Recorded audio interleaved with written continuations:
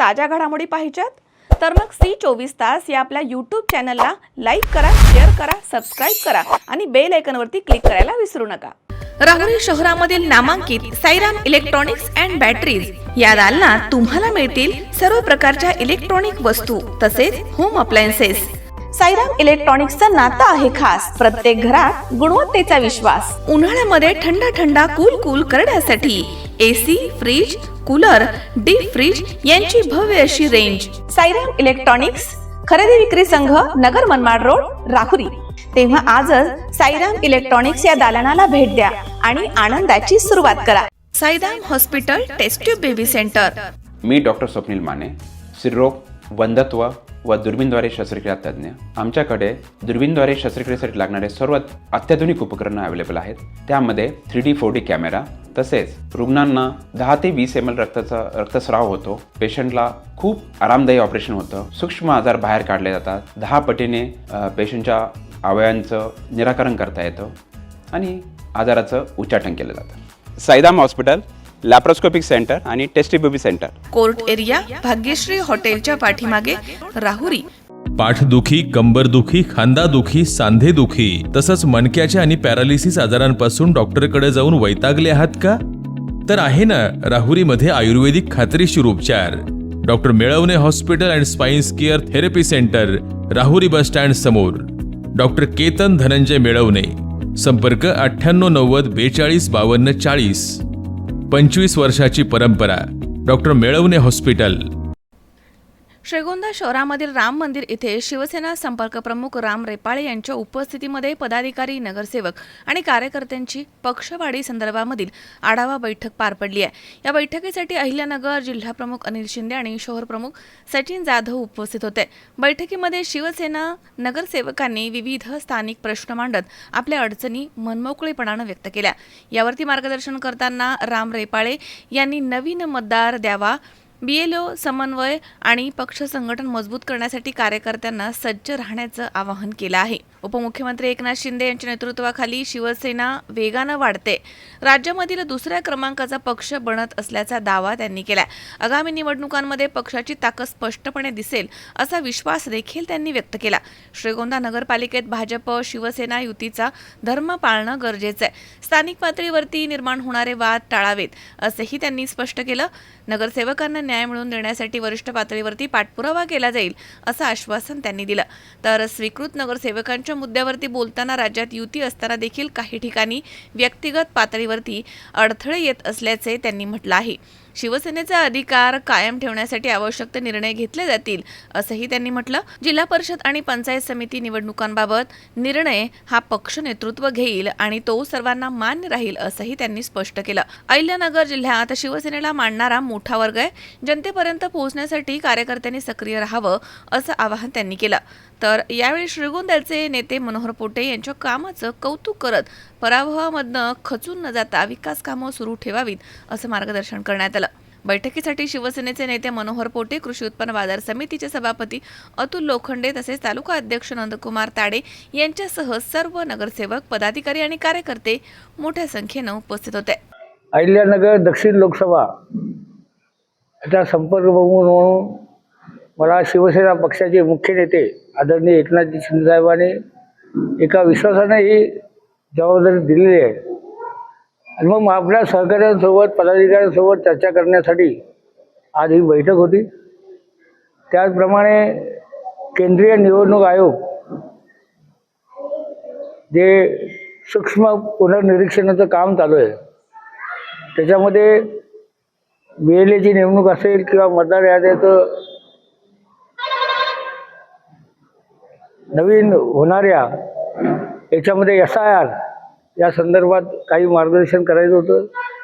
त्यासाठी आणि शिवसेना पक्ष वाढीसाठी काही कार्यकर्त्यांना चर्चा करण्यासाठी आजची ही बैठक होती।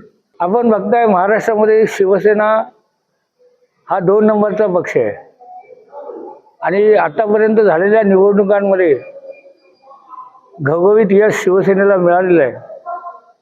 शिवसेना पक्षाचे मुख्य नेते आदरणीय एकनाथजी शिंदे साहेब यांच्या नेतृत्वाखाली शिवसेना ही झपाट्याने वाढते आणि इनकमिंग प्रवेशाचा ओघ एवढा जोरात आहे की शिंदे साहेबांना स्वतः वेळ मिळत नाही. एवढे कार्यकर्ते ह्या पदाधिकारी विविध पक्षातून शिवसेनेत देण्यासाठी इच्छुक आहेत. आणि मग आता आपण बघितलं असेल श्रीगोंदामध्ये शहरामध्ये एकही नगरसेवक शिवसेना नव्हता. आता 9 झाले. काही थोड्याफार फरकाने 5-6 सीट पडल्या आणि आमचा नगराध्यक्ष सुद्धा एक 300-400 मतांनी हरलेला आहे. परंतु शिवसेना वाढते, झपाट्याने वाढते. आणि ही वाढ पाहता आपल्याला जिल्हा परिषद पंचायत समितीमध्ये दिसेल की शिवसेना किती वाढलेली आहे. आणि होणाऱ्या डिलिमिटेशनमध्ये सुद्धा शिवसेना हा मोठा पक्ष म्हणून ह्या महाराष्ट्रात नावारूपाला येणार आहे. तर एकनाथजी शिंदे साहेबांनी आम्हाला नेहमी सांगितलेलं आहे की आपण युती धर्माचं तंतोतंत पालन करा. आणि आम्ही युती धर्माचं पालन करतोय. आता समोरून काय होतं, युती धर्माचं पालन आम्ही नाही तर सगळ्यांनीच करायला पाहिजे. प्रेम दोन्ही बाजूने व्हायला पाहिजे. आणि ते न झाल्यास ॲक्शनवर रिॲक्शन ही येते. ती रिॲक्शन आपल्याला इथे बघायला मिळाली.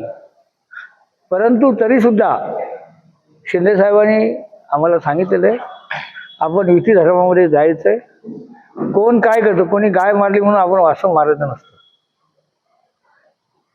आपण युती धर्मात पालन करू आणि त्या नगरसेवकांना जो अन्याय होतोय ते दूर करण्याचं काम आम्ही महाराष्ट्र राज्याचे यशस्वी मुख्यमंत्री, विद्यमान उपमुख्यमंत्री यांच्या कानावर ह्या सर्व गोष्टी घालून त्यांना न्याय देण्याचं काम आम्ही नक्की करू.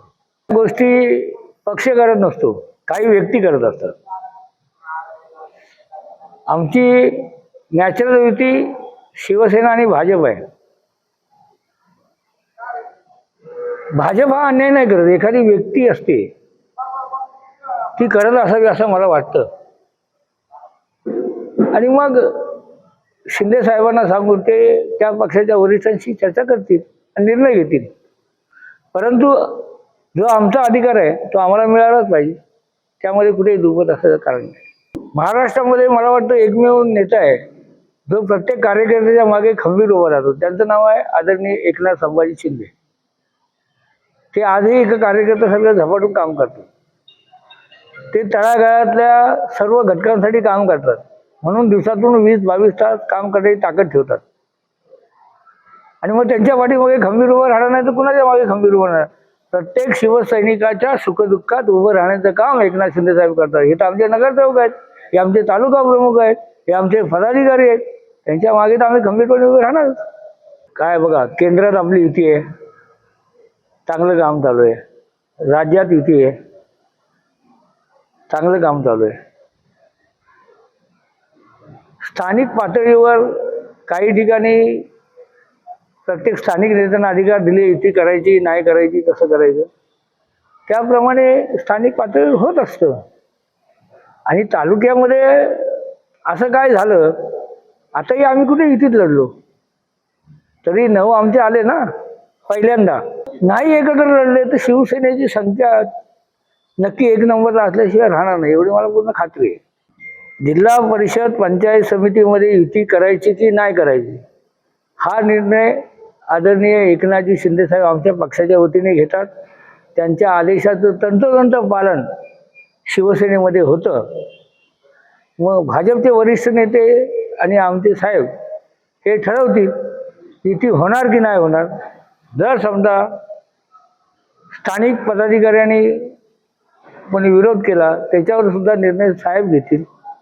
आणि एकदा निर्णय झाला की त्याचं अंमलबजावणीचं काम आमच्या सगळ्या लोकांचं आम्ही करणार. अहिल्यानगरमध्ये शिवसेनेला मानणारा वर्ग, वंदनीय हिंदू सम्राट शिवसेना प्रमुखाला मानणारा वर्ग फार मोठा आहे. खूप पोटेन्शियल अहिल्यानगरमध्ये आहे. फक्त लोकांपर्यंत पोहोचण्याची आवश्यकता आहे. ते काम आता आमच्या माध्यमातून होतंय. मला आताच 8 दिवसापूर्वी ही जबाबदारी मिळाली, 5-6 दिवसापूर्वी मिळाली. आणि आता तालुक्यात बैठकाचं काम सुरू आहे. आणि मला खात्री आहे अहिल्यानगरमध्ये शिवसेना फार मोठ्या जोमाने वाढणार आहे. पण याचा अर्थ असा नाही की आम्ही कोणाच्या विरुद्ध आहोत. प्रत्येकाला आपला पक्ष वाढवण्याचा अधिकार असतो आणि तोच काम आम्ही सर्व मिळून शिवसेनेचे पदाधिकारी करतोय आम्ही. आणि शिवसेना वाढणार, नक्की वाढणार. आमचे डिलिमिटेशनमध्ये खासदार वाढतील, आमदार वाढतील. युतीचा निर्णय वरिष्ठ घेतीलच, परंतु शिवसेना ह्या जिल्ह्यामध्ये 100% वाढणार. मनोहर पोटेंनी चांगलं नेतृत्व ह्या श्रीगोंदा शहरावर केलेलं आहे आणि त्यांनी सिद्ध केलेलं आहे. जय पराजय होतात. अटल बिहारी वाजपेयी हारले होते, इंदिरा गांधी हारले होते. म्हणून काय एका रात्रीने काय देव म्हातारा होत, एका जत्रेने देव म्हातारा होत नसतो. जत्रा दरवर्षी येत राहते. दर 5 वर्षांनी परीक्षा सगळ्यांना द्यायचीच असते. त्याच्यामुळे प्रत्येकाची वेळ येत आहे.